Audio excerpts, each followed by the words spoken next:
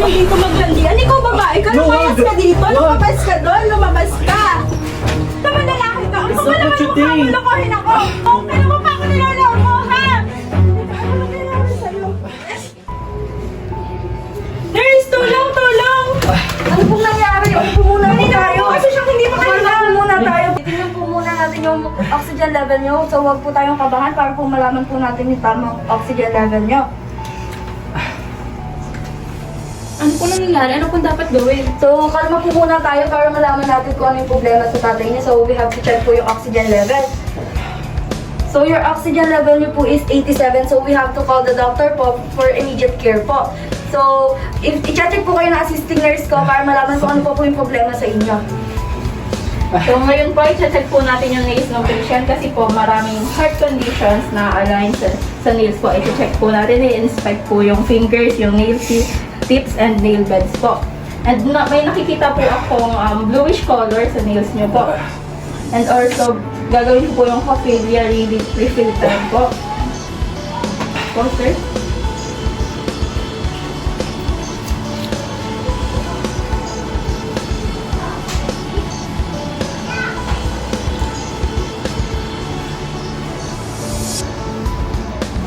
So, after ko pong susulat ko po and intayin na lang po natin yung doctor.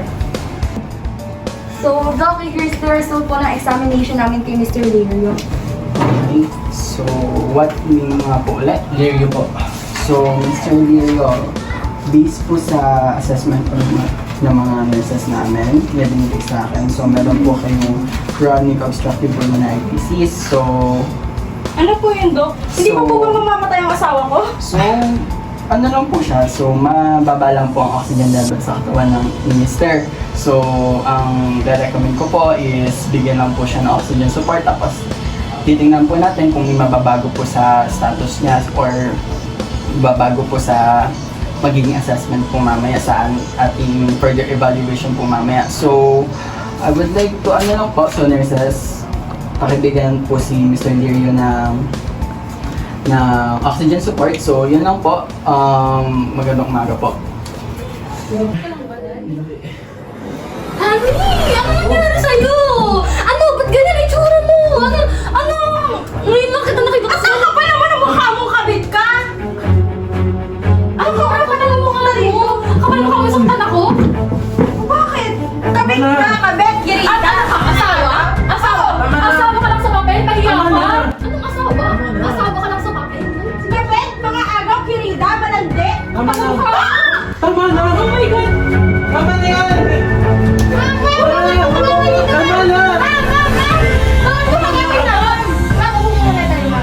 Nurse, tulungan niyo yung kasama ko, nurse! Wait lang po, upo kayo dito ka.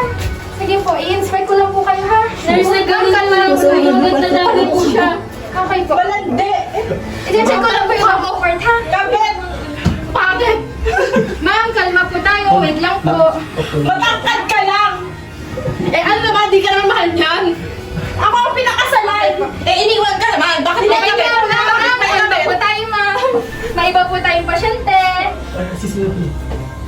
Okay po, ma'am. I-transfer ko po ito sa physician niyo po. Ano pa para pumunta po kayo? Hindi! Kalma ka! Ma'am, I will be assessing your hair and scalp to see if there's any abnormalities or difficulties na makikita po natin. So, ma'am, check ko po kung mayroon pong alopecia, kung may lesions po kayong natama sa inyong pakikipagsabunutan. Bakit naman po kayo nakipagsabunutan, ma'am? Eh kasi yung kabit! Kung i-check ko din po yung tenderness po. Oh my God.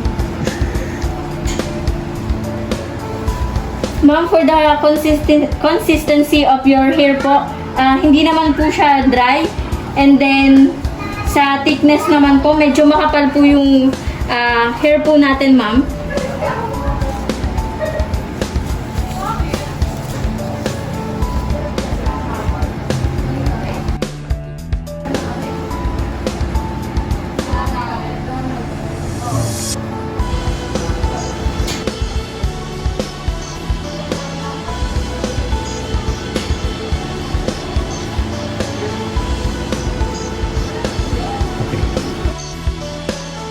And ma'am, I will document all the na nakita ko po sa hair nyo kung meron po ba tong any abnormalities na natamo po while na nakikipagsabunutan po kayo kanina.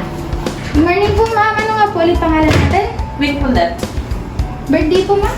July 14. Okay po, ma'am. Ma'am, i-assess ko lang po yung skin niyo. Ano po? Titingnan po natin kung ano po nangyari po sa inyo. Okay po? Okay po, patingin na lang po.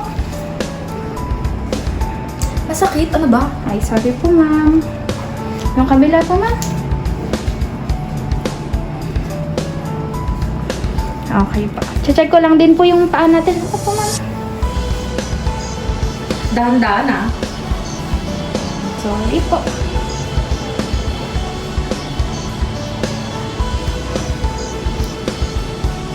Okay po. Ma'am, check ko lang din po yung temperature po ng skin natin. Okay na po. Sige.